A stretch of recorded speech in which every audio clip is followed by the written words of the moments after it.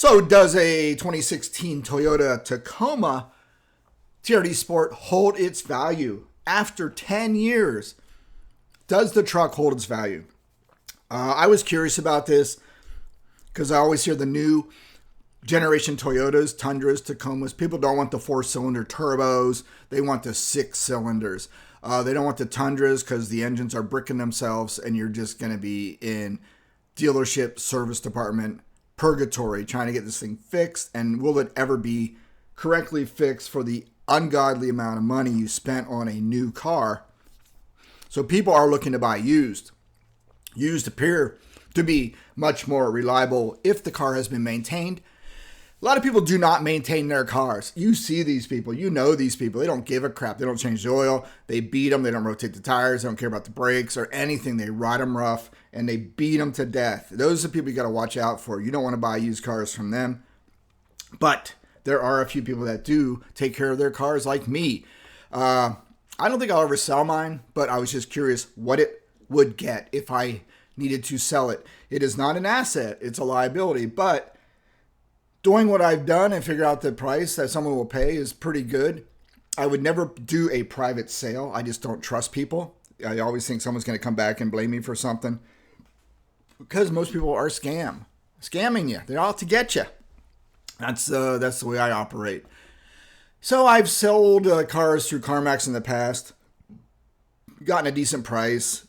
You're mainly going to get more than you get at a dealership and not having to play the games or the pressure because it's their game. They know how to play it and take every dollar from you they can. CarMax, yeah, they're still making money, but you're paying them to make the transaction easy. And you're still going to make a little more than going to a dealership. So anyway, mentioning that, CarMax, I never dealt with Carvana before. I've always heard, how does Carvana stay in business? I don't know. I see some of their prices. Prices are usually higher. You can get a better deal if you do shop around. Or, well, that's used cars. I was going to say, yeah, you can shop around. I think if you're buying a used car, I would pay a little more and get a certified pre-owned CPO from a dealership. At least you have the Carfax on it, which, is not 100% great, but it is something to show the service history. So let's get into it. On Carvana's site, if you're curious what your car can get, they have a sell or trade your car. You can click on this. They will actually, you put in your plate or your VIN, put this in.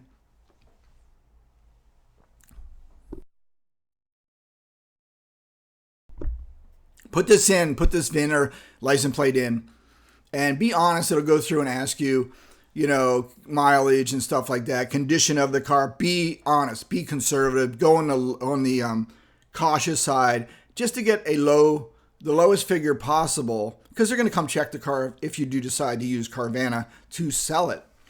Just be straightforward, be honest, quit trying to scam the system. It never works. So that will give you a true market value of what Carvana will pay to pick this up. You get your offer, no haggling, no hassles. You can do a trade-in if you want to get something off their site, and or you just want to sell it and they'll pick it up. The beauty is, say you want a car off their site, you trade in with them. They will bring a flatbed down with the car you want, and they'll pick up your car, and you pay them. You've already settled financially what the difference is, whether you make money back or you have to owe them a few bucks. So that's a cool thing. Get paid. We do a quick on-site review of your vehicle and pay you on the spot. Again, I've never used them. I was just curious what they would pay. So it's very interesting. You can go through this stuff. Very clean site. Again, as a business, I have no idea how they make money. So why do I say that?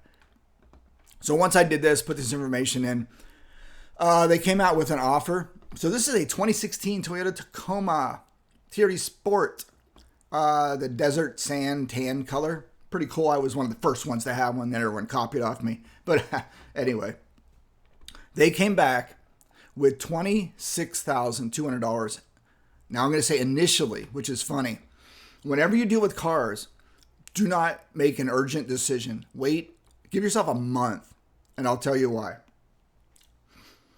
So not 2 weeks later, I'm thinking, all right, 26.2, that's decent, considering I probably paid out the door on this car 10 years ago, $31,000, because I got a deal on it as a employee. My friend's family member worked as an employee at Toyota, so they got the employee discount. So let's just say $32,000, right? Not bad. We're talking, not bad depreciation after 10 years on a truck. And again, I do have low mileage because I'm on an island and I don't really drive that much. So 55,000 miles, let's say, on it. But I saw some guy here locally selling a 2019, same truck, different color, higher mileage for 28,000. I went, whoa, all right. So they do hold their value, which is amazing. Considering, like I said, 32K, 10 years ago, they will offer me, and they will offer me $26,200, and they will pick up the vehicle. No dealing with private party, no dealing with dealerships trying to, haggle you and harass you and pressure you into, blah, blah, blah. You don't know what you don't know when you go to a dealership. That's why if you're going to buy a new car, I would use the service called Delivered, DELIVRD. Pay them $1,000. They handle everything. You just sign the check. Boom. And they'll even deliver the car. They'll negotiate that. Will they get you the best price? No, they're removing the hassle, the stress, the anxiety to buy the car. Anyway, enough said about them. I used them once. It was easiest car purchase in history. Pretty cool. So let's talk about timing. I got the offer in email and on the page here. $26,200 for a 10-year-old truck. All right, whatever. I'm not going to sell it. So let's see. I'm going to say 2 weeks later, they send me a follow-up email. And they say, you have a high demand vehicle. And they up the price to $27,800 increase, 3% increase in 2 weeks. So high demand boost. They saw it. I see the little trick where they're trying to do a sales thing saying, oh, you better take this now, because they know they could probably turn around and sell it for $32,000. Again, 10 years later, they're going to sell it for the original price. Pretty impressive. Not a bad deal. Same with buying new cars. If you don't use the delivered car service, you go out and you email all the sales guys through their contact form with the VIN number you want. The car's been on the lot 60 plus or more days. So they're going to be willing to negotiate. You start early in the month and you're kind of just going out and you're looking for the best out the door price. You don't kind of give them your price. You just, they're going to come back high, obviously. And it's amazing. I went to one. This is on a Mazda. Originally had, say, 29, 30,000. I said, what's your best out the door price? And they came back, and that was it. And I said, that's a bit out of my thing. I didn't give them my target price, which was 27,000. And they came back and immediately dropped it to 28,400. I'm like, oh my! They dropped off $1,800 off without me doing anything. Then if you wait, as the end of the month approaches, they follow up with you. Hey, what do you think about the proposal? Any blah blah blah. So they're at the point now. This car has been on the lot 60 plus days. They know you're a serious buyer, and you can kind of say, well, here's my realistic out the door price. They can always ever say no. Do you really need a car that bad? So odds are at the end of the month, they have a car sitting there charging them interest, wasting space. They're going to probably come down close to your price. Not bad. Used car pricing is higher almost today than it was a couple years ago. COVID, it was extremely high. But right now, used car prices, sometimes you may, if you want to get a new car, which is sketchy because there's not many reliable new cars, you may be better off getting a new 2026 car versus a 2024 car, because just used cars or certified pre-owned cars are going to be very close, within, say, $1,500 of getting a new car.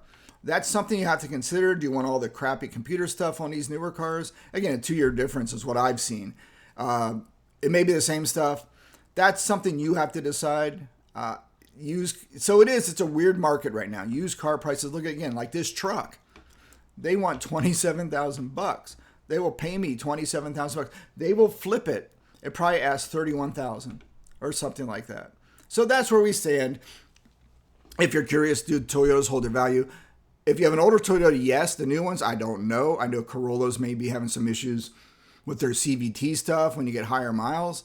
Of course, the Tundra issues. The new Tacomas, I don't know. The 4-cylinder turbo, I don't know. I'm hesitant. A lot of real truck owners or Tacoma owners are like, I don't know if I want that. People say it's okay. But again, when you first knee-jerk reaction is, no, that's not really a good marketing thing. I don't know why they did that.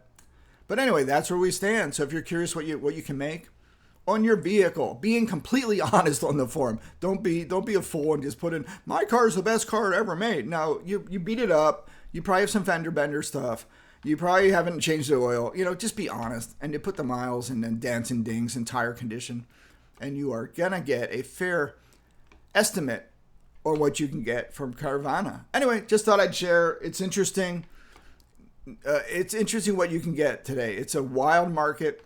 This just shows me I'm going to keep my truck. I don't put many miles on it, but I put new covers on it, Lexland seat covers. It made the car almost new, the truck new. It's so comfortable now from the cloth seats. And I like the ride. The ride height's perfect. Get in and out easy. I can park it. It's a good truck.